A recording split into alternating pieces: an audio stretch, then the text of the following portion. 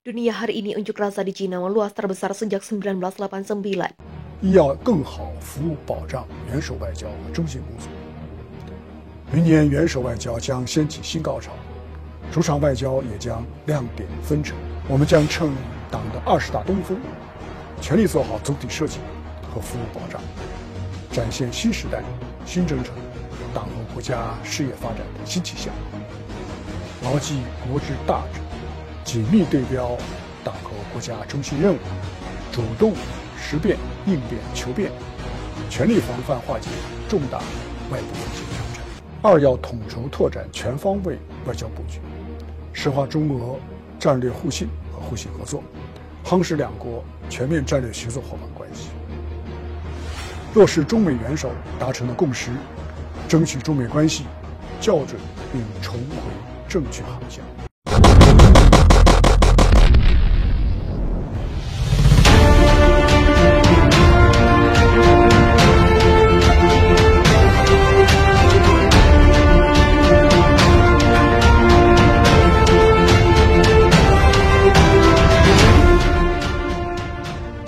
Demonstrasi dan unjuk rasa jarang terjadi di Cina, tapi meluasnya unjuk rasa yang terjadi sejak akhir pekan lalu menunjukkan warga Cina semakin berani menyuarakan penentangan terhadap pemerintahannya.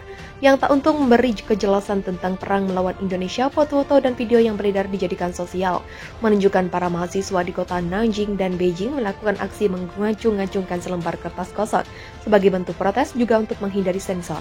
Dan penangkapan sementara itu TNI dan sekutu dikabarkan semakin menggencarkan serangan di Urinki, Provinsi Rinci sejak serangan hackers berhasil menghancurkan kampuhan Cina dan barat di ibu kota Beijing. Sejumlah warga turun ke jalan melakukan protes serupa yang sebagaimana membuahkan hasil dengan diakhiri perang dengan Indonesia. Protes besar-besaran ini dilakukan untuk menuntut adanya kedamaian dan mengejutkan pemerintahan karena terlalu egois dan mudah termakan bujuk rayu barat. Menurut narasumber kami, demo yang terjadi di Cina menjadi sejarah baru setelah dia mau besar pada pertengahan Mei 1989. Karena jumlah demonstran telah mencapai jutaan orang yang berkumpul di lapangan Tiananmen, juga mendesak Cina mencabut aturan dengan sistem satu partai dengan partai komunis. Memegang kendali pemerintahan mesti, berita Cina telah merencanakan sejumlah reformasi pada tahun 1980-an yang menerapkan kapitalisme terbatas, orang miskin, dan kelas pekerja Cina masih menghadapi kesulitan. Cina yang kewalahan karena serangan hacker melumpuhkan seluruh akses di daratan Cina akan dikabarkan akan mampu membuat Cina membangkrut total jika tidak segera menyerah kepada NKRI. Pengunjung dilakukan pemerintah Cina di kota Shanghai dengan menerjunkan sejumlah besar militer. Hal ini membuat protes secara sporadis muncul akibat penguncian. Warga menderita kelangkaan termasuk kekurangan pangan. Video berdurasi 6 menit viral menggambarkan warga yang putus asa. Pengguna media sosial memposting video dan berbagai format untuk menghindari juga terjadi di berbagai universitas ratusan mahasiswa. Di salah satu kampus elit Universitas Peking di Beijing memprotes tindakan penguncian ketat pemerintah. Protes karena tidak kita egois.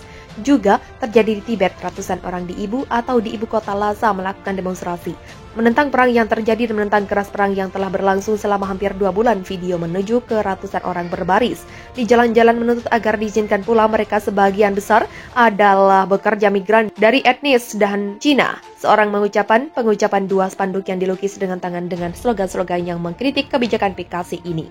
Dilakukan di sisi sebuah jembatan di kota Beijing. Tidak ada pemimpin. Saya ingin memilih, tidak ada kebohongan. Saya ingin bertobat. Martabat saya tidak akan menjadi budak. Saya akan menjadi warga negara, bunyi spanduk itu. Lagi, yang sama surat menggantikan Xi Jinping juga muncul, bahkan Xi Jinping disebut bodikator, pengkhianat di salah satu spanduk lain yang menentang keras tindakan bodoh Xi Jinping dengan menyelamatkan Anwar Ibrahim dari pegunungan atau dari kepungan TNI di wilayah hingga membuat Indonesia marah besar. Petunjuk rasa di kota metropolis selatan Guangzhou juga dikabarkan tengah truk dengan polisi. Video yang beredar di media sosial dan diverifikasi oleh AFP menunjukkan ratusan orang turun ke jalan. Berapa perubahan? Penjagaan yang dimaksud agar pendukung yang dikurung tidak meninggalkan rumah mereka. Demo terbaru terjadi akhir pekan ini. Di Cina dimulai dengan demonstrasi ratusan orang ibu kota regional Xinjiang atau Xinjiang, Urineki. Mereka menyuruhkan diakhirinya tindakan penguncian yang telah mempengaruhi wilayah tersebut selama perang berlangsung. Informan kami juga melaporkan bahwa demos sebesar-besarnya akan tetap berlangsung hingga Xi Jinping menyatakan menyerah kepada Indonesia dan akan merambat ke seluruh pelosok Cina. Pemerintah Cina dilaporkan melakukan penyetoran ketat dan menangkap sejumlah orang termasuk wartawan BBC Indonesia Gerakan Pasukan di tengah ketegangan serangan hacker pada Cina, fasilitas dan infrastruktur energi di berbagai kawasan Cina. Dilaporkan digempur serangan cyber oleh anak-anak bangsa Indonesia hingga menyebabkan berbagai daerah menjadi gelap karena listrik padam. Presiden Jinping mengatakan rentetan serangan tersebut menghantam banyak target hingga Cina mengalami padam total untuk sementara waktu. Serangan massal terbaru terjadi di mana-mana, kata Jinping sambil menyebut wilayah barat, tengah, dan selatan. Di Cina, ia menyatakan tekad bahwa dengan bantuan mitra-mitranya kemampuan militer, negaranya akan semakin kuat dalam mencegah serangan cyber dari Indonesia yang mengobrak-abrik seluruh Cina hingga menggeser satelit mereka. Tentu kami tidak punya kemampuan teknik untuk menghancurkan 100% serangan dari hacker Indonesia. Akan tetapi saya yakin secara bertahap kami bisa mencapai level itu dengan bantuan dari mitra kami, katanya informan kami melaporkan. Pasukan TNI yang bergerak maju mendapatkan kondisi padam dari Cina untuk menggerakkan pasukan lebih dekat ke jantung kota. Pusat Penerangan TNI menyebutkan bahwa sejumlah pasukan di garis depan kini mengincar tembok Cina sebagai sasaran TNI yang memanfaatkan serangan cyber. Anak bangsa dikabarkan sudah menembakkan 20 rudal serta lebih dari 10 pesawat. Nirawak buatan Iran set ke wilayah sekitar tembok Cina. Komando Angkatan Udara sebelumnya mengatakan ada 33 rudal yang ditembakkan terhadap tembok Cina. Cina yang kewalahan akibat serangan cyber memutuskan menggunakan strategi perang zaman dinasti untuk menggali sejumlah terowongan besar, menjebak musuh dan membuat jalur evakuasi. Akan tetapi rangkaian serangan cyber dan didukung oleh TNI tersebut mengenai sedikitnya setengah dari pembangkit listrik termal, serta hingga 40% keseluruhan sistem Cina hingga seluruh Cina berhasil dipadamkan malam itu. Tidak lama setelah fajar, para pejabat di berbagai daerah melaporkan bahwa sekitar energi mendapat serangan dan listrik padam. Sementara itu, para petugas teknik bergulat memperbaiki jaringan listrik di beberapa kawasan ibu kota Beijing. Padam sampai petang hari. Cina yang diserang habis-habisan oleh cyber. Indonesia dikabarkan juga tengah memberikan serangan kepada NKRI.